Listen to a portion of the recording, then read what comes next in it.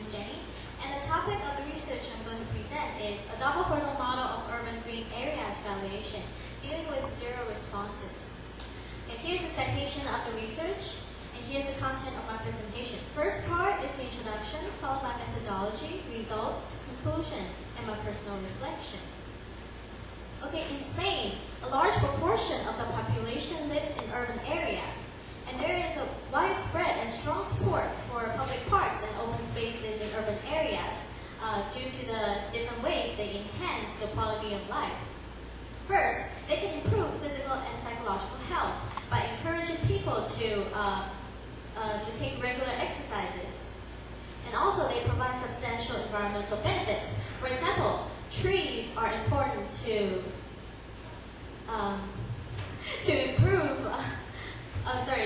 reduce air pollution, and also they can help to keep the cities cooler. And thirdly, they have an important aesthetic value in an environment designed around the automobile. Fourthly, they're important for wildlife because they create potential habitats for birds and other animals. And they're also valuable contributors to wider urban objectives such as job opportunities, youth development, and community building.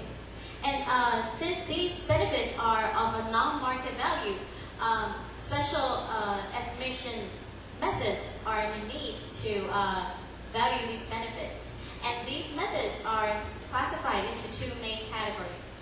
And the first category is called reveal preferences techniques. And these techniques infer values from actual choices. And the first example is hedonic pricing method.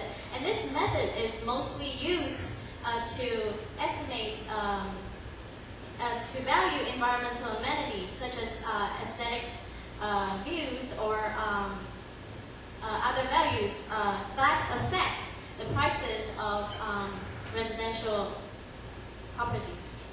Just stop here. Sorry.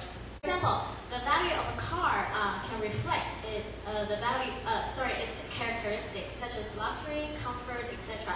So we can estimate the values of these individual characteristics by observing the change in the willingness to pay for this good when you change the characteristics of this product. Okay, so this is the hedonic pricing method. Okay, the next method is called travel cost method. And in this method, people's willingness to pay to visit a site is estimated based on the number of visits they make at different travel costs. Okay, and the third method is called averting behavior. And basically, values are inferred from the amount of money people are willing to pay to avoid consequences of certain environmental threats. Okay, the other category is called stated preferences techniques. And these techniques ask people to directly state their values. And an example would be the contingent valuation method. And this method is widely applied to value non-market and public goods. Okay, and the reason why the researchers selected this method as opposed to other methods is because that it captures all of the benefits arising from the urban parks. The purpose of this study is then to estimate the social benefits arising from the use of an urban park in the city of Valencia.